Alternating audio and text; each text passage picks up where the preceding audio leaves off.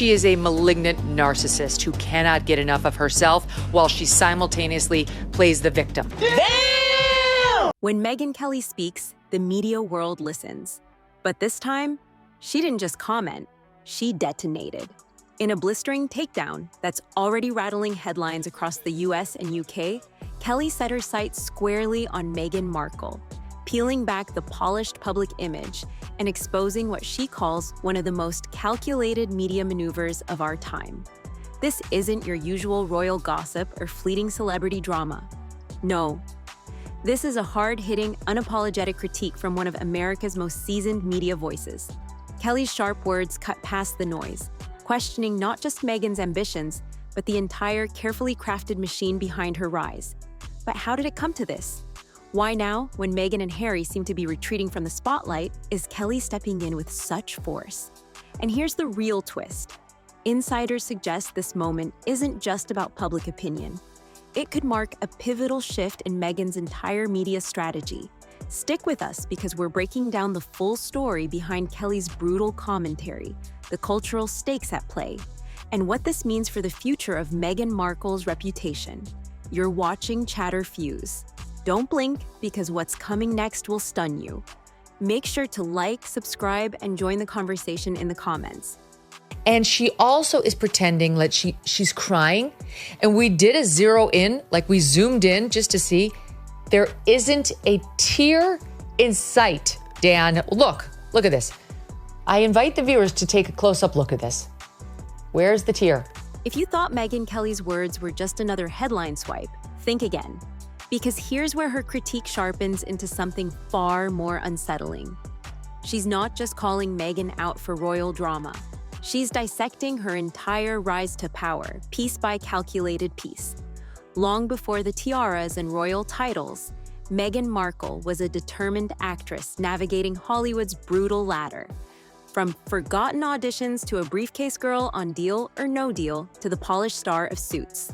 And Kelly, with her seasoned media eye, suggests this wasn't a random success story. This was a blueprint. A deliberate, strategic climb where every move was measured, every relationship leveraged, every public appearance meticulously curated. But here's where it cuts deeper. Kelly isn't criticizing ambition itself. She's questioning the type of ambition. When does personal drive shift from admirable to ruthless? When does savvy networking turn into reputation shaping? And most provocatively, when does the public stop cheering a woman's rise, SOR, and start wondering if they've been played? What Kelly's doing here is unsettling the narrative. She's forcing audiences to confront uncomfortable questions about celebrity culture, about how much of what we celebrate is authentic and how much is smoke and mirrors. And in a media age that thrives on branding, curated vulnerability, and story-driven fame, that's not just a critique of Meghan, it's a warning shot across the entire industry. For Meghan, the stakes aren't just about public approval, they're about trust. And as Kelly peels back the layers, it becomes painfully clear. Ambition alone doesn't guarantee loyalty. Once the public starts noticing the cracks, the fall can be swift and brutal. And just when you think Kelly's focus is locked solely on Meghan, she pivots and delivers a stinging analysis of Prince Harry himself.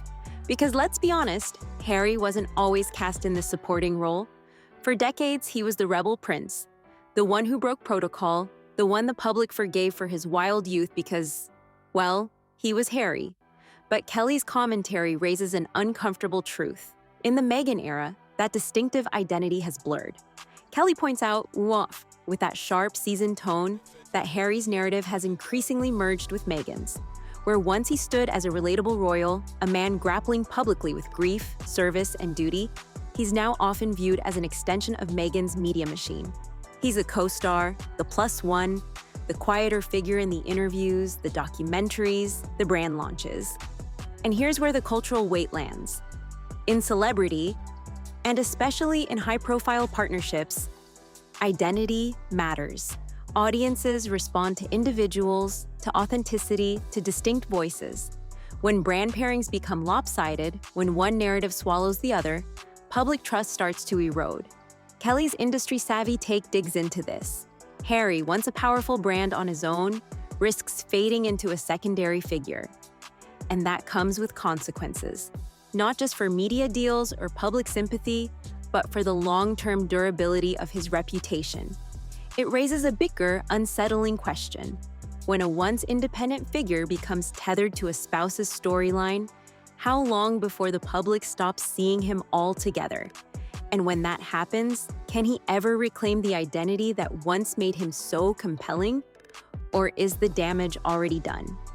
And if you thought Kelly's sharpest hits were reserved for personal ambition or royal identity, think again. Because here's where she lands one of her most biting cultural critiques: Meghan's $30 jam. Now, on the surface, it's easy to laugh this off. Luxury preserves, artisan labels, a lifestyle brand trying to carve out a niche. But Kelly cuts deeper. She argues this isn't just about overpriced spreads. It's a glaring symbol of how celebrity brands can lose touch with the cultural moment. In a time when inflation is squeezing families, when people are watching every grocery bill and cutting back on extras, what message does it send when a Duchess-turned-celebrity launches ultra-premium jam? Kelly frames it as a textbook case of celebrity blind spots, where the branding speaks to exclusivity, aspiration, and status, but misses the broader public mood entirely. And this isn't just a Meghan problem. Across celebrity culture, we've seen similar stumbles. Tone-deaf product launches, misaligned endorsements, luxury flexes at times of social strain. Kelly's critique taps into that bigger pattern, asking whether the curated images of celebrity compassion and social awareness are anything more than surface deep. For the public, it creates dissonance.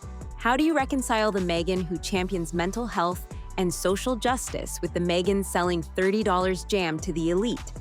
It's a disconnect that, as Kelly points out, chips away at trust. And in today's reputation economy, that kind of erosion can be far more dangerous than any media headline or internet meme.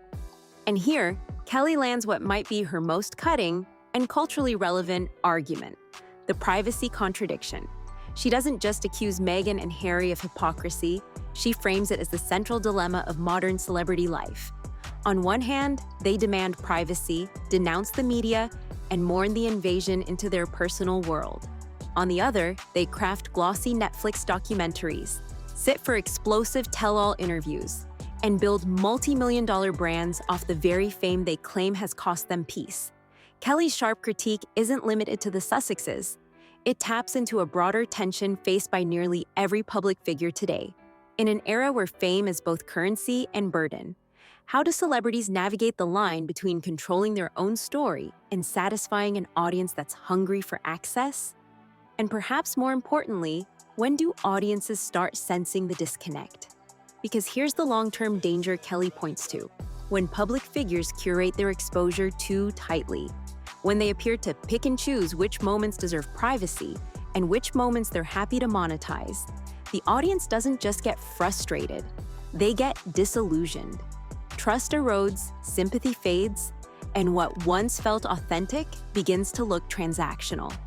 In the end, Kelly argues, it's not the media circus or the relentless press that poses the greatest risk to Meghan and Harry. It's the slow, creeping realization among their own audience that the narrative they're selling might not match the reality they're living. And in a media-saturated world where reputations can rise or fall overnight, that dissonance can be fatal.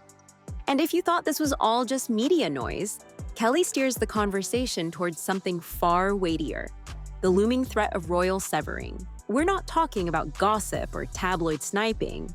We're talking about the very real possibility of Harry and Meghan being stripped of their HRH titles.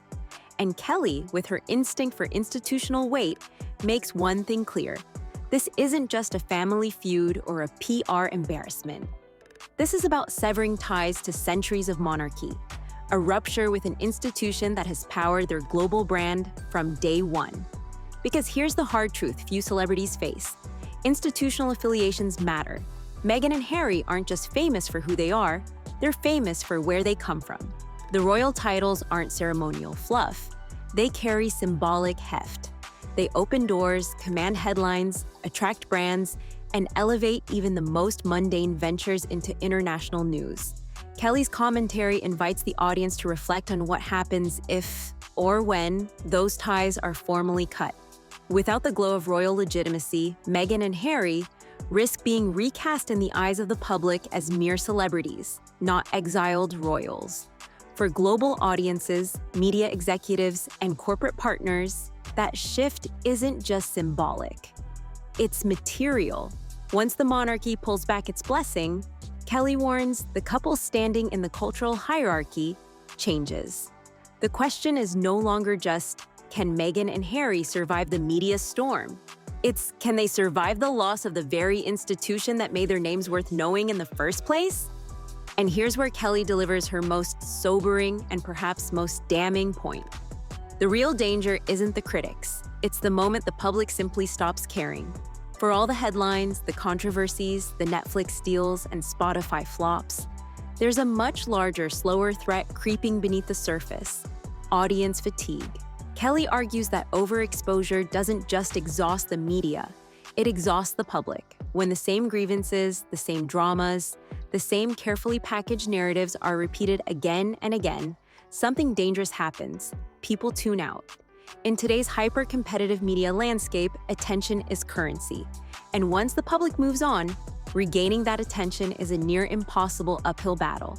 We've seen it time and again. Celebrities who once dominated headlines find themselves scrambling to reclaim relevance, only to discover that audiences, once lost, rarely return. Kelly's seasoned perspective cuts through the noise here. She's not just pointing at Meghan and Harry's PR missteps. She's warning of the far bigger cost when the narrative engine runs dry: cultural irrelevance. Because in the end, it's not the scandal that sinks you. It's the silence that follows when no one's left watching. Whether you agree with Megyn Kelly or not, one thing is clear. Meghan Markle stands at a crossroads. This is no longer just about media feuds, flashy interviews, or luxury brands. It's about survival in a cultural landscape that's growing increasingly impatient. Can Meghan pivot?